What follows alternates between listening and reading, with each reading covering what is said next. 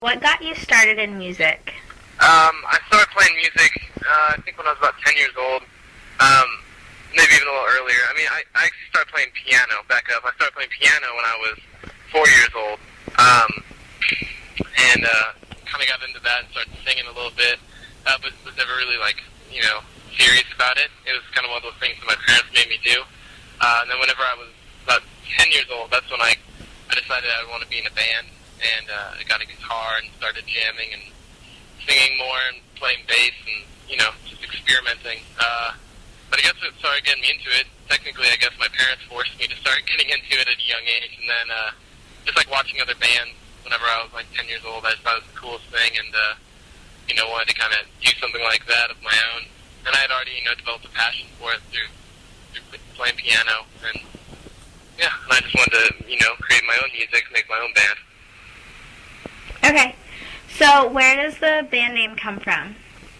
We got the name Disco Curtis after a legitimate Curtis, who was a disco master. It's a real person, and he was a disco ballroom dancer, disco instructor, and disco drummer. We used to play disco beats behind every song, and we named the band in honor of him. There was a summer that we spent a lot of time with him and referred to him as Disco Curtis. And that was the summer whenever we were developing our band, and we decided to name it Disco Curtis to kind of, continue on that legacy, that legend of Curtis, the disco master, because he's older now. He's probably in his 50s, I want to say. But, it was something, it was catchy, and it was something that, no one else had a story for. So that was kind of where we found our individuality. Okay, awesome. So, you've been doing webisodes, along the summer tour and just in general. So, is that how you stay connected with your fans? Yeah, I mean, the webisodes are great. That's more how we attempt to entertain them, I guess, with, videos and stuff.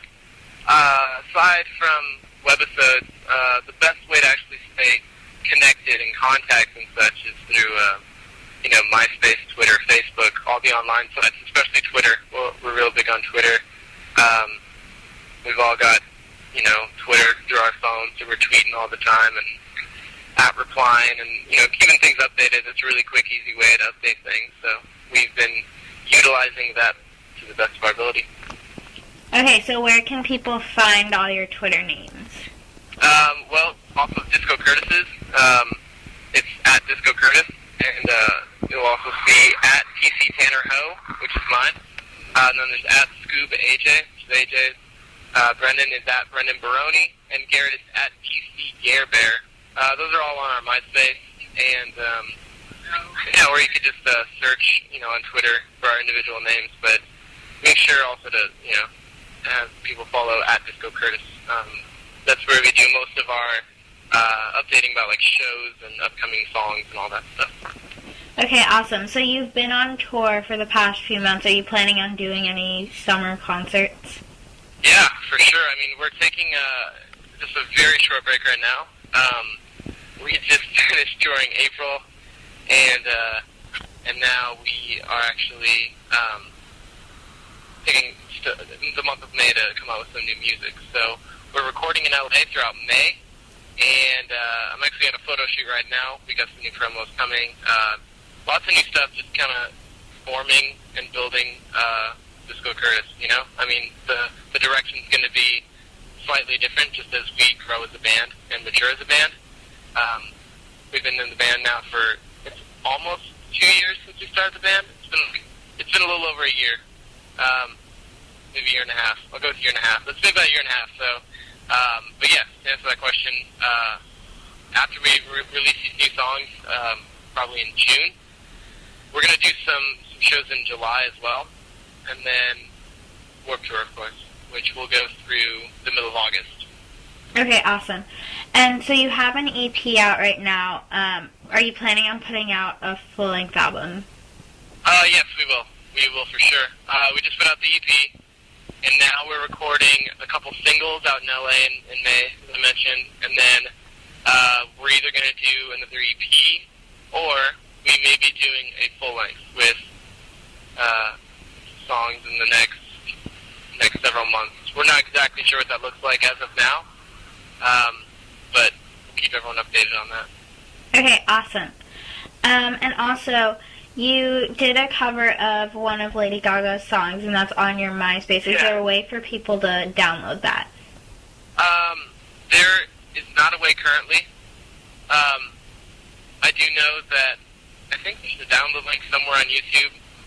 I'm not completely sure, but I think there is. As of now, though, it's not on iTunes, and we don't have it for sale at shows. But we're looking into that, and that may be a possibility. So we'll see. Okay, cool. And are you planning to cover, like, any other songs? We are actually. We're doing a new cover for Warped Tour. Okay, cool. And so, also, like, if you could go on tour with anyone who you haven't already gone on tour with, who would it be? That's a tough question. I'm going to give a couple answers, because I have to speak for the men in the band. I think as a band, we've all been influenced by, sounds like All American Reject or Blink-182. I think going on tour with either of those bands would be quite amazing. For me, I was heavily influenced by, Say Anything and Dashboard Confessional, and so to go on tour with someone who is such a big influence would be quite an honor.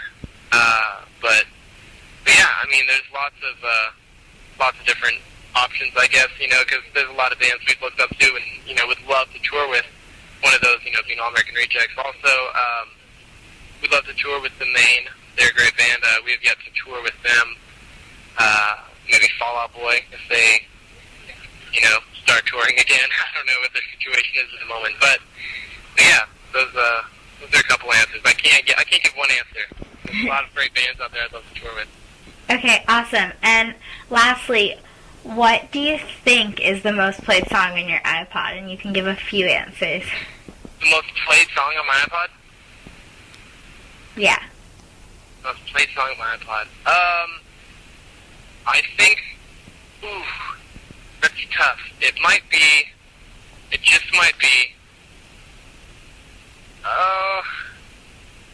I think it might be the Seed cover by Personnel on Punko's Crunk. I listened to that song like 800 times or something like that. Or it might be the Spider song. It might be Spider song by Say Anything. But I will say, since I can't really answer, I don't know what the most played song is. I'm sure I can find it out. But the most played EP on my iTunes is Memphis Mayfire's self-titled EP. Is the most played EP on my iTunes.